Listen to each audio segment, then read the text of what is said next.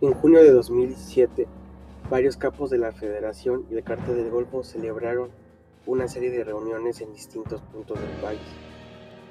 El objetivo era ponerle fin a la guerra entre las dos organizaciones que ya había durado casi 4 años, desde 2003, de forma ininterrumpida, ocasionando miles de muertos. Uno de los cónclaves se llevó a cabo en Tamaulipas, territorio de los Zetas, en una propiedad de Heriberto Lascano ubicada cerca del entronque de la carretera de Vallehermoso con la carretera Matamoros. Como los miembros de la Federación eran los ofensores y los del Cártel del Golfo los ofendidos, estos últimos fijaron las condiciones del encuentro. Habían muchos resabios acumulados, pero para la mentalidad de los Zetas el peor de todos era que mientras ellos se habían ganado su territorio a sangre y fuego, la Federación contaba con el apoyo del gobierno federal y de aquellos que los beneficiaron, desde la cúpula de la AFI y la Secretaría Pública Federal.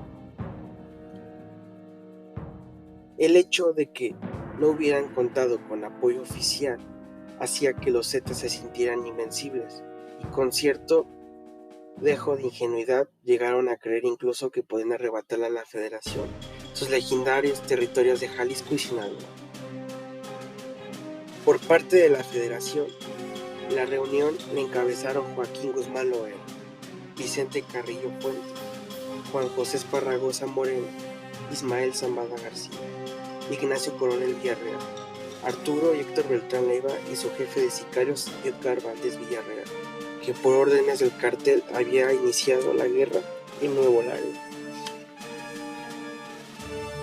A pesar de que en 2002 el Azul les había sugerido a sus socios iniciar la guerra contra el Cártel del Golfo, ahora por los altos costos para los dos grupos criminales, él mismo había sido uno de los artífices del encuentro en Vallehermoso.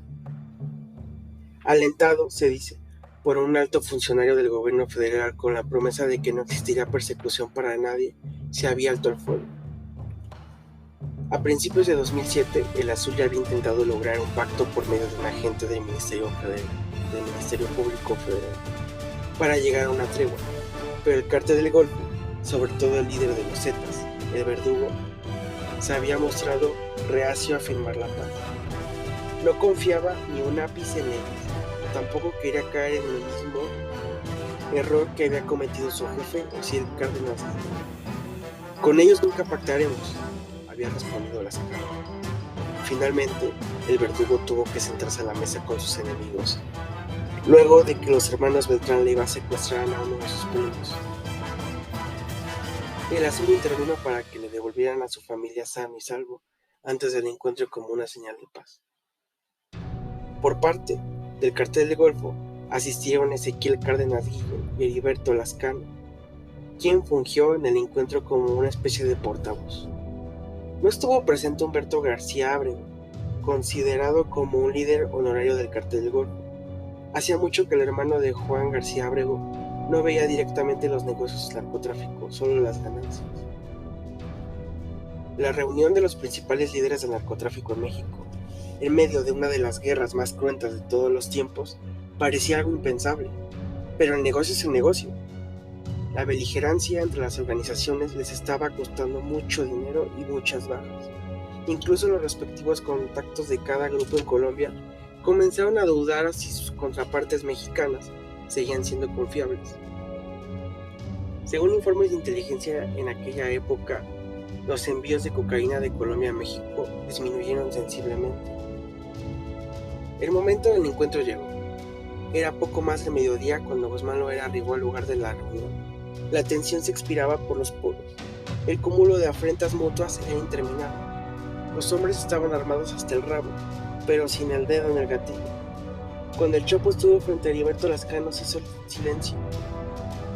Si fuera homosexual, ya te hubiera cogido, dijo Guzmán Loera mirando al líder de los Zetas, con cierta sorpresa ante su juventud y figura atlética, y lo abrazó como solo los hombres de la mafia son capaces de hacerlo con sus rivales. El hielo se había roto. Todos los presentes soltaron una sonora carcajada. No cabía duda de que por algo el Chapo era quien era. Su charme para las relaciones públicas, incluso en los momentos de vida o muerte, resultaba aterradoramente notable. El pacto inicial fue el cese de la violencia.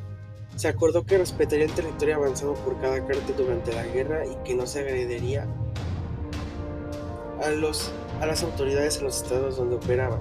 Así el cártel del Golfo se quedaba con Tamaulipas, Coahuila, Veracruz, Tabasco, Campeche, Quintana Roo, mientras que la Federación tendría Sonora, Sinaloa, Durango, Chihuahua, Nayarit, Jalisco, Guerrero, Guanajuato, Querétaro y Oaxaca.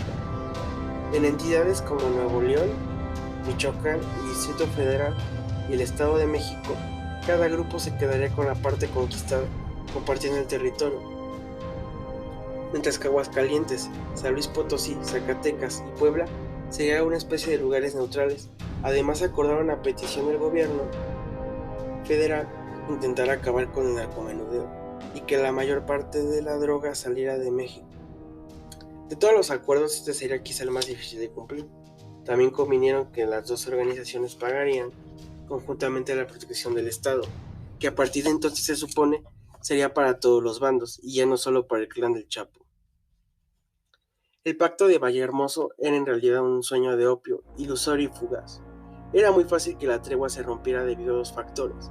El primero se relaciona con el desgaste de compartir el territorio, sobre todo entre narcotraficantes que habían vivido una guerra de odio durante varios años.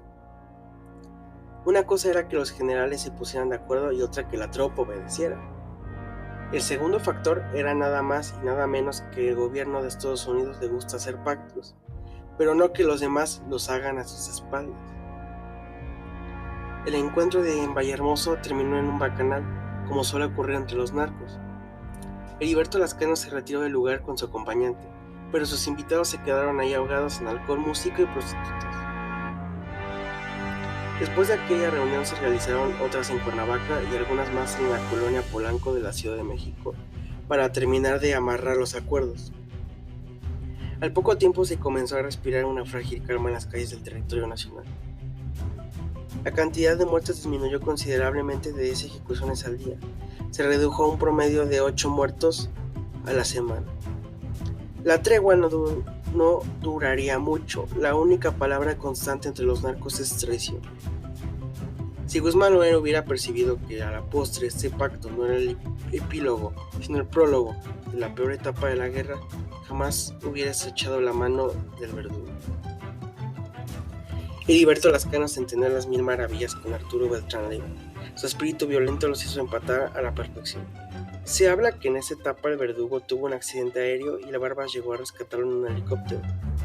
Como signo de fraternidad, Marcos Arturo Beltrán Leiva comenzó a compartir con el líder de los Zetas todo, hasta la protección de los funcionarios de la Secretaría de Seguridad Pública, que estaban al servicio de la Federación. Los que antes cazaban como perros a los Zetas, ahora les pasaban la charola para recoger sus sobornos. Mientras tanto, el gobierno federal, corroído hasta lo más profundo, enaltecía una y otra vez en los discursos presidenciales su falsa guerra contra el narco.